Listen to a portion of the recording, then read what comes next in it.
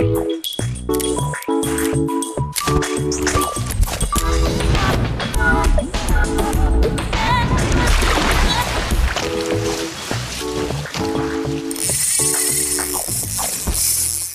žvėjai! Šiandieną, kaip matote, sveikinusi dar ne nuo ledo, ne ant kranto, ne iš valties, o iš mūsų studijos. Dėl to, kad už lango, kad ir šaltukas jau spaudžia, bet dar šią savaitę mums nepavyko užlipti ant ledo. Vanduo ant ežerų dar buvo arba atviras, arba labai nesaugus plonas ledas, nekalbant jau apie upes. Dėl to nusprendėme šiandien mūsų laidą daryti iš studijos ir jinai susidarys iš dviejų dalių. Pirmoje dalyje pakalbėsime apie žvejybines keliones, na, o antroje laidos dalyje pakalbinsime žvejus mėgėjus vieninčios organizacijos vieną iš steigėjų, Saulių Mikalauską. Na, o šiandien studijoje vieši Darius Zakarevičius, kuris ir pakalbės apie žvejybines keliones. Taigi, Dariau, ką jūs šiais metais esate suplanavę Lietuvos ir ne tik Lietuvos žvejams? Į kokį artimiausią kraštą ar vandens telkinį planuojate siūlyti keliones? Kaip ir Lietuvoje, kol dar ledo nėra. Aišku, pirmų arčiausia būtų turbūt Kaliningradas, bet irgi laukiam ledo ten, kol užsitrauks, kol spustels ta žiema galų gale ateis į mūsų regionus.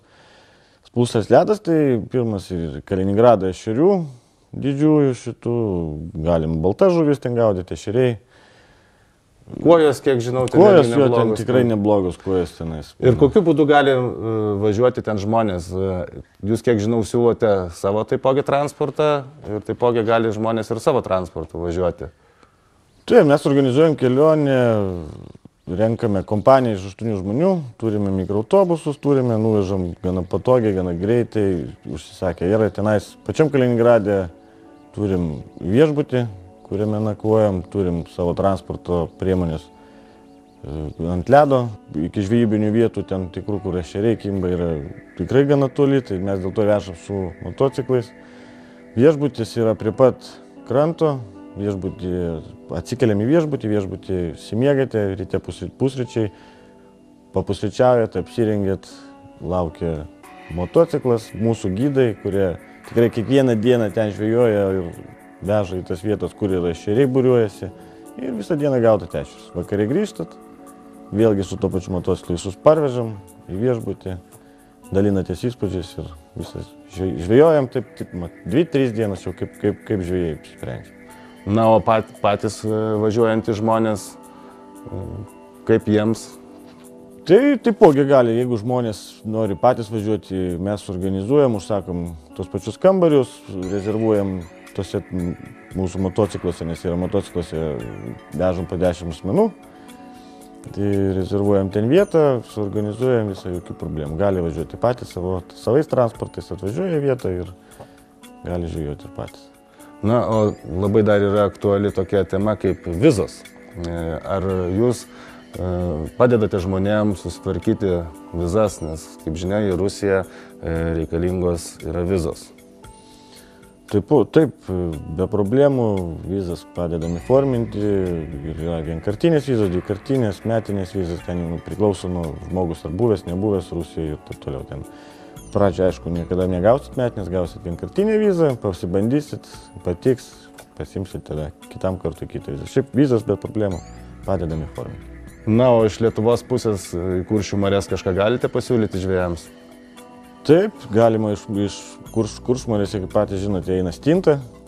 Galima stintos važiuoti iki Nidos pusės, yra ir ešeriai tie patys. Šiaip pagrindas tai aišku stintų, nes yra tikrai smagi žvejyba, yra irgi tie patys viešbučiai juodkrantėje, iš juodkrantės pusės ir puikiai žvejyba stintų. Iš tikrųjų buvo šaunus ir puikus įspūdžiai, ešeriai kibo kuo puikiausiai, tai manau, kad ir šiais metais niekur jie nedings. Prognozuojama, kad tikrai nuo kitos savaitės bus didelės šalnos ir manau, kad per savaitę turėtų užtraukti ir Kuršių marias. Na, o norintiems pažvejoti egzotiškesnių žuvų, lydekos, ešeriai ir pas mus jų yra pakankamai nemažai, gal ne tokių didelių kaip Kaliningrade. Ką jūs galite pasiūlyti norintiems egzotikos? Kai pagaudysit Kaliningrade šitų didžiųjų ešerių, kai atsibos šitie ešeriai, galima važiuoti į Švediją, į Šiaurės Švediją, kaip tik važiuoju, neužilga tenais gaudyti. Kaip iš praeitų laidų matėt, gaudėm palijas.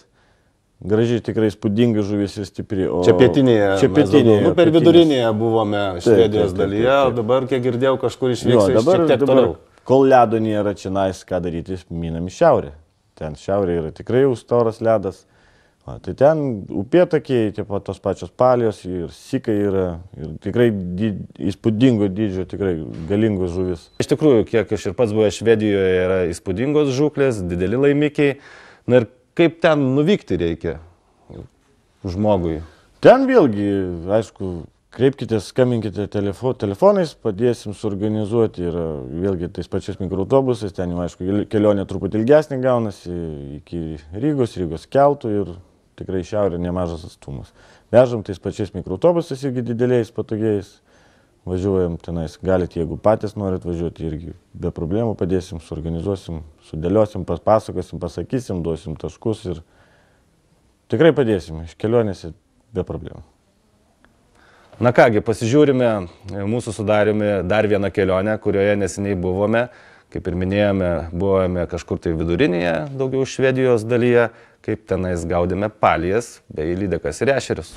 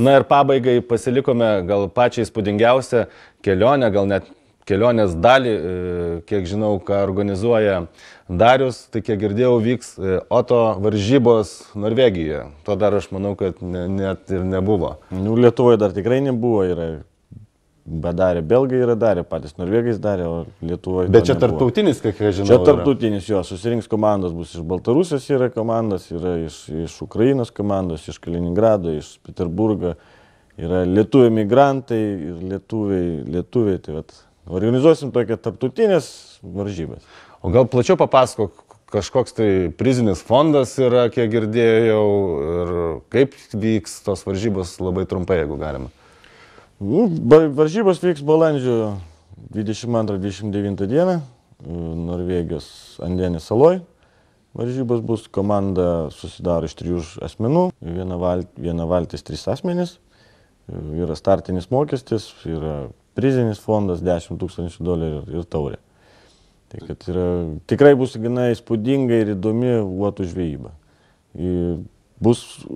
Įskaitinis bus pats didžiausias uotas. Ne kiekis uotų, mes darom patį didžiausią skaitinį uotą.